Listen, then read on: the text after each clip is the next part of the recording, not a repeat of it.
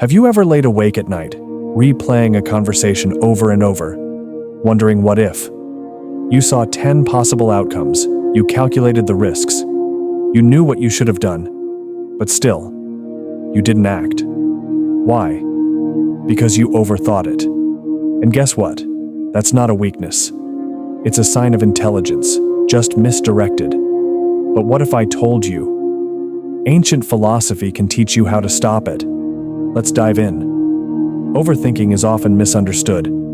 People say it's anxiety, fear, procrastination. And yes, sometimes it is. But when smart people overthink, it's usually because they see more. They analyze deeper. They predict better. Their minds are like complex engines, spinning faster than most. The problem? Without direction, even the sharpest blade cuts the wielder. Philosophy teaches us this. From Stoicism, Taoism, to Existentialism, we learn that the mind is powerful, but must be mastered. Smart people don't just see what's in front of them. They see what could be. Every decision becomes a kaleidoscope of possibilities. A simple yes or no is no longer simple. It's layered with what if, why not, how come, and what happens next. Clarity, the very gift that makes them intelligent, also becomes a burden. When you understand nuance, you realize every path has flaws, and every outcome carries hidden costs. But life doesn't reward the smartest mind. It rewards the most decisive heart. As philosopher William James once said, "When you have to make a choice and don't make it, that is in itself a choice." Clarity is powerful, but only if it leads to movement. Otherwise, it's a mirror showing you every angle, yet never letting you pass through. Imagine standing at a crossroads, not with 2 paths, but 20. This is the mind of the overthinker. A less intelligent person might choose impulsively and be halfway down the road before regret hits. But the overthinker?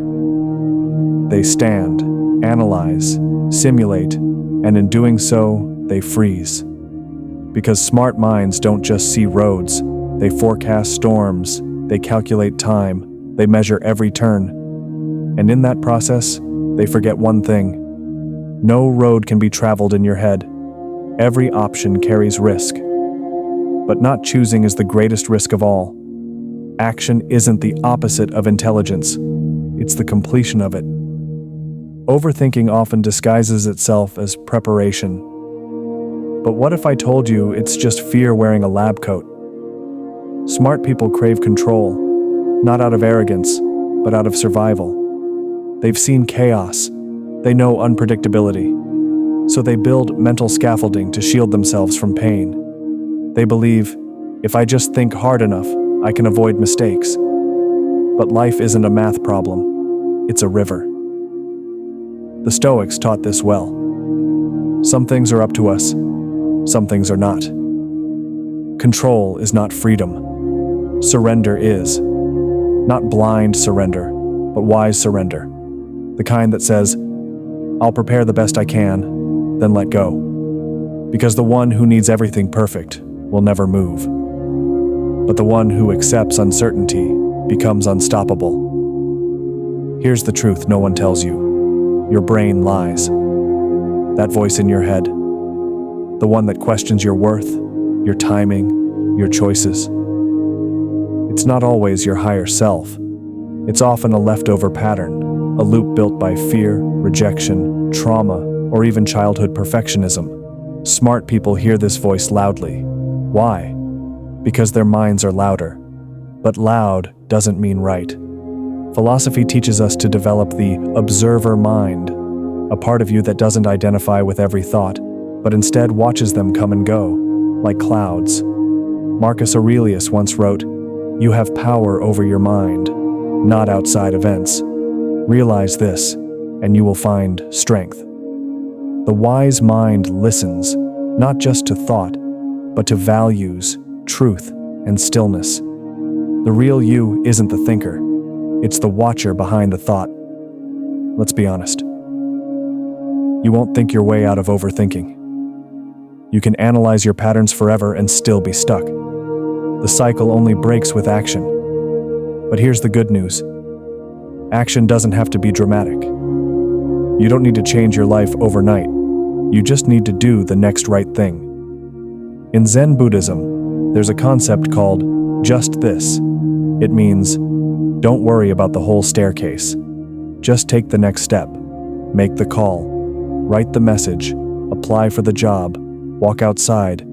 Do one small thing and watch how the mind quiets. Because when you act, you tell your brain, we are safe now. We are moving. We are alive. And that is the beginning of peace. In ancient Rome, surrounded by power, war, and chaos, lived a philosopher-emperor, Marcus Aurelius. He ruled over an empire, but struggled with the same thing every smart mind does, his own thoughts. So what did he do? He turned inward. He wrote in a private journal, Meditations, to remind himself that the mind must be still, even when the world is not. Stillness is not laziness. Stillness is strength.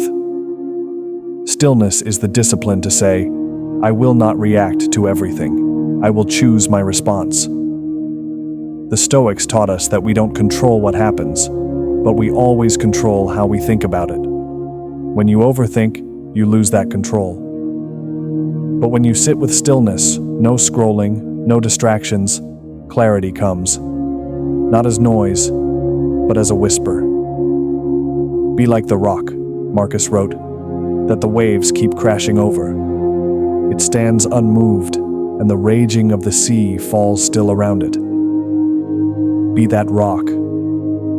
Smart people are haunted by a terrifying truth. What if nothing has meaning unless I give it meaning? Existentialist philosophers like Sartre and Kierkegaard embraced that fear. They taught that life has no built-in meaning, and that's not a curse, it's freedom. Because when no path is predetermined, every path is yours to create. Overthinkers often get trapped in analysis paralysis, waiting for the right answer. But what if there is no right answer, only the answer you choose to give meaning to? Sartre said, man is condemned to be free. It means we are responsible for what we make of our lives. And that responsibility is terrifying, but it's also beautiful. There is no one path written for you, so stop looking for it. Start creating it. In the East, there's a river. Not a literal one, a mental one. It's the Tao, the way. Taoism teaches us that when we resist life, we suffer. When we flow with it, we thrive. The Tao doesn't try. It doesn't overthink. It doesn't need to know 10 steps ahead. It just is. Smart people often try to master every detail. But sometimes, the more you grasp, the more you choke. Think about water. It flows around obstacles. It doesn't argue. It doesn't resist. And yet, it always gets where it's meant to go. When your mind spins, ask yourself, where am I trying too hard? Where am I pushing when I should be flowing? The Tao says, when nothing is done, nothing is left undone. It doesn't mean laziness. It means alignment. Let go. And let life take you somewhere better than your brain could plan. Here's something that hurts to hear, but might set you free. Overthinking is often a lack of self-trust.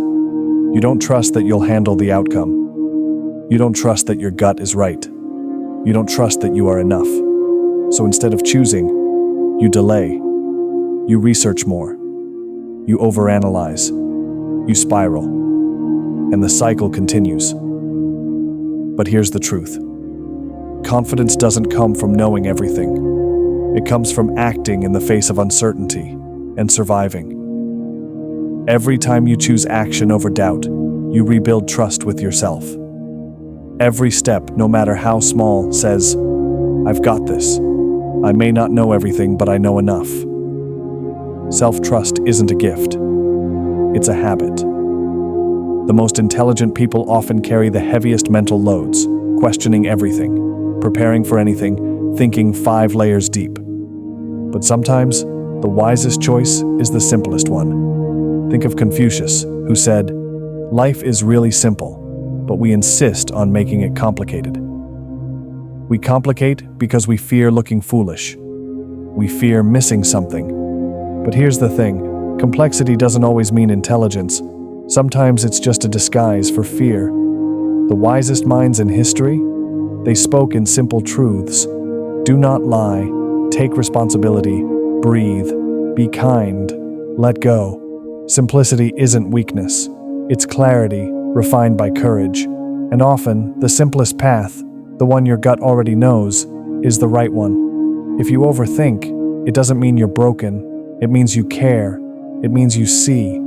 But life isn't just about seeing, it's about living. Philosophy exists not just to help us think, but to help us live better. You are not alone in your thoughts. You are not behind. You are not stuck. You are becoming. If this video helped you pause, think, or feel inspired, hit subscribe. Drop a comment. Let's talk about life. And remember, you're not here to figure everything out. You're here to grow, one thought at a time, one choice at a time. I'll see you in the next one. Want a free Amazon gift card? It's easier than you think. Whether you're looking to grab your favorite book, gadget, or that wish list item you've been eyeing, this could be your chance to get it without spending a dime. We've found a legit way you can claim yours today. No tricks, no spam. Just follow the simple steps and start shopping. Link in the comments.